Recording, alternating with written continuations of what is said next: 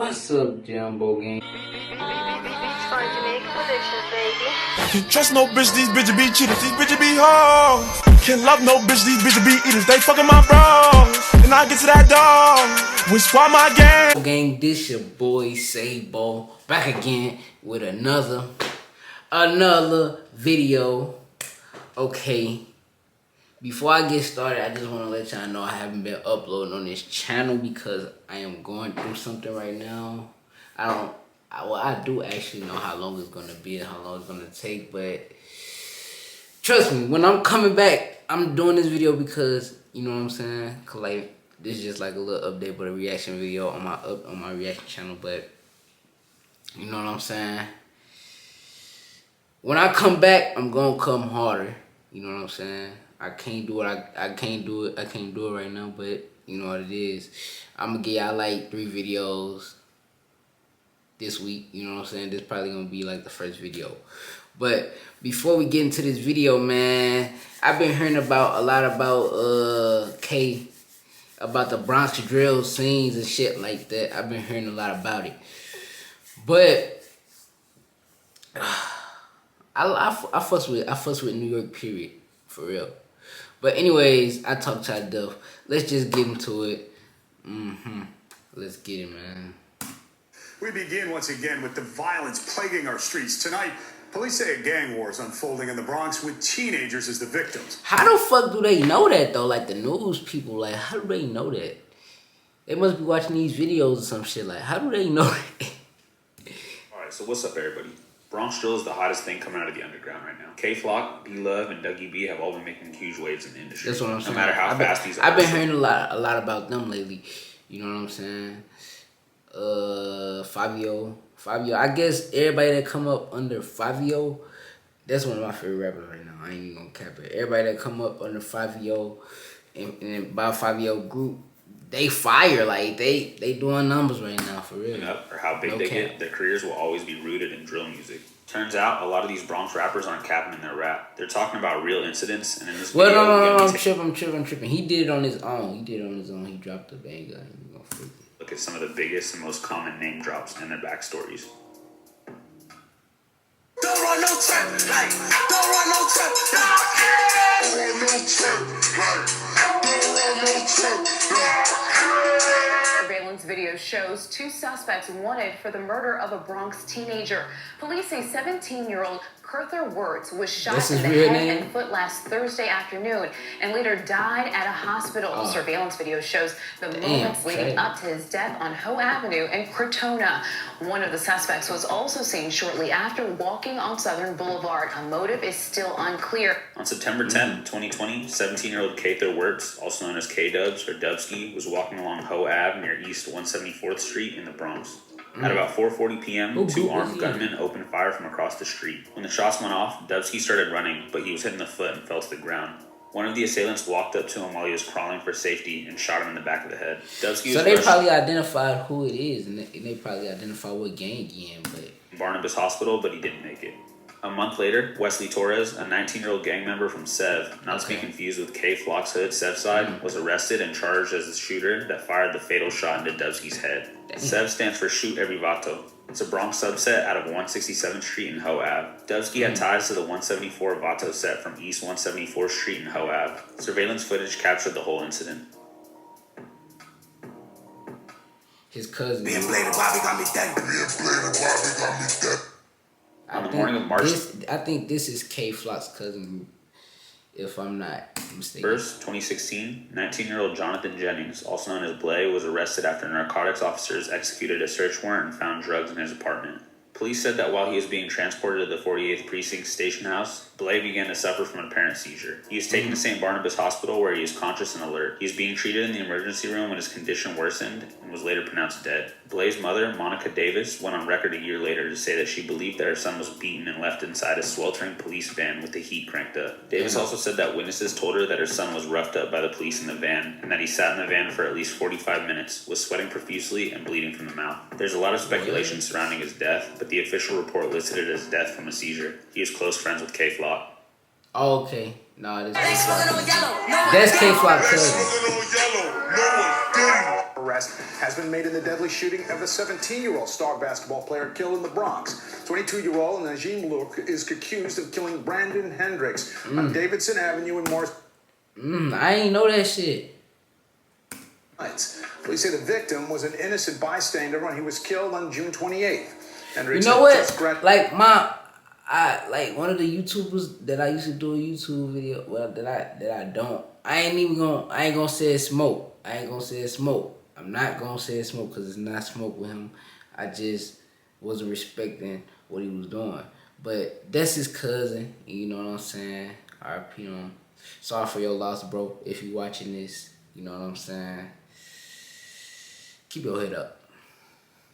Graduated from James Monroe High School. He was supposed to attend St. John's University in the fall. On June 28, 2020, 17-year-old Brandon Hendricks, also known as B. Diddy or just Diddy, was shot and killed on Davidson Avenue in the Morris Heights section of the Bronx. Diddy was a promising basketball player who had graduated from James Monroe High School days prior to his death and was on his way to play ball at St. John's the following semester. Diddy was at a friend's birthday celebration when he got into a verbal dispute. Shortly after, a man approached Diddy and shot him once in the neck. He was rushed to St. Barnabas Hospital where he was pronounced dead. Diddy was from Cortland Ave where the OGs originated. A week later, 22-year-old Najim Luke was arrested and charged in connection to the murder. There's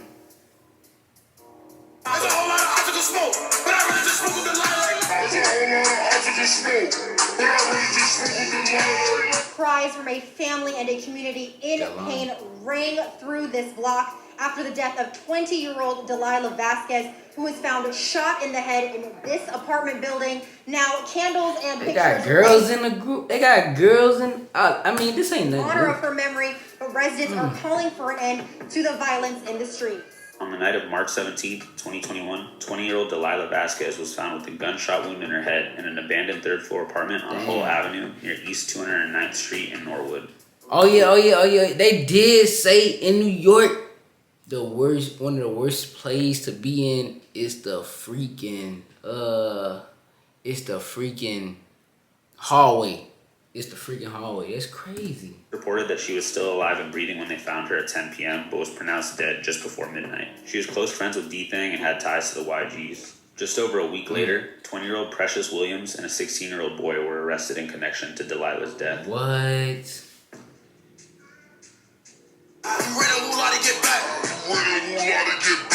On April 7, 2020, 17-year-old Wu Lottie, a member of the YGs, was walking down 154th Street in Harlem with a few other YG members. At around 1 a.m., a car pulled up on Lottie, a member of the YG. They were arrested in connection to Delilah's death. Okay.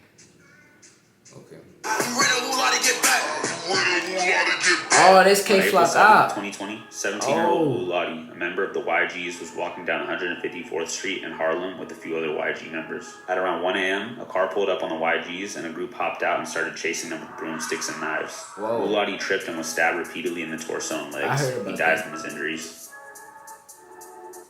Yeah, like.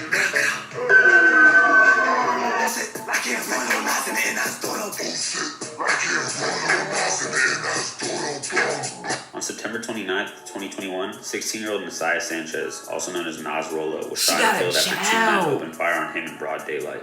At around 12:50 p.m., Nas and a 23-year-old man were standing in front of a corner store when two men hopped out of a gray Honda Accord and opened fire. Nas was hit in his head and chest, and the 23-year-old was hit in his leg. He was rushed to St. Barnabas Hospital where he passed away the next day. There's a grisly video of the aftermath where you can see police officers pulling his body from under a car and attempting to give him CPR before the paramedics arrived. 2 weeks later, 21-year-old Xavier Rosado was arrested and charged with the murder. Nas was a member of Rayway, a subset of the Rollin' 80s Crips, and he had an extensive rap sheet, including several gun charges and even attacking someone with a machete. He was close friends with K-Flop.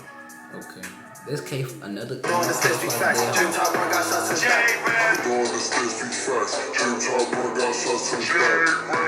Police believe the victim. Mind you, like my brother, he listen to these songs and he don't know what he be talking about and who he listening to, bro. And he singing the songs. Jerian Elliott was not an innocent bystander and could have been targeted. Surveillance shows Jerian Elliott in red pants, shot zing through the air. Within seconds, he scrambles inside a restaurant. A crowd surrounds him. Police say he got shot in the ankle and chest. On July 11, 2021, 13-year-old Jerian Elliott, also known as J-Rip, and her friend were walking down East 187th Street in the Bronx on their way to fix a bike. At around 3:15 p.m., a black sedan pulled up on the two teens and an armed suspect hopped out of the vehicle and opened fire. His friend saw what was happening and took off running, but J-Rip was hit in the leg and chest. Surveillance footage would show the 13-year-old crawling into Angel's Cafe, where a crowd gathered around him to try and help. He was rushed to the hospital, but unfortunately didn't make it. J-Rip was also a known member of Rayway. 2 months after his death, a 16-year-old was arrested and charged with murder. K-Flop. Clap your head. Nigga Rock got caught, now he in the molly. Bow, bow. It's dead. Clap your head. Nigga Rock got caught, now he in the molly. Bow, bow. It's dead. Not even 8 hours following the murder of Jay Riff, 16-year-old Ramon Gilmadrano, also known as Raji's, a member of the YGs, was gunned down while in an Uber. So I'm guessing like the YGs is K-Flock ops, I guess.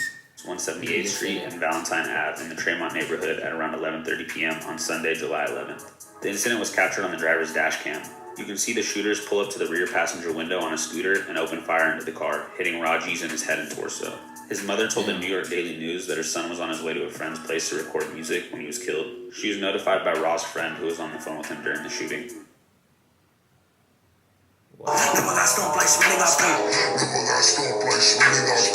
On April 16, 2012, Moises Laura, also known as Noah Balla, was beaten to death in the courtyard of the Melrose housing project. Wow. The 90-pound 16-year-old was surrounded by a group of 20 members they of the actually YGs putting from these dudes that, bruh, rappers be, them type of rappers be tripping because they can, like, the people, they can solve murders, they can go back, look at your shit, they think you had something to do with it, you'll be locked up.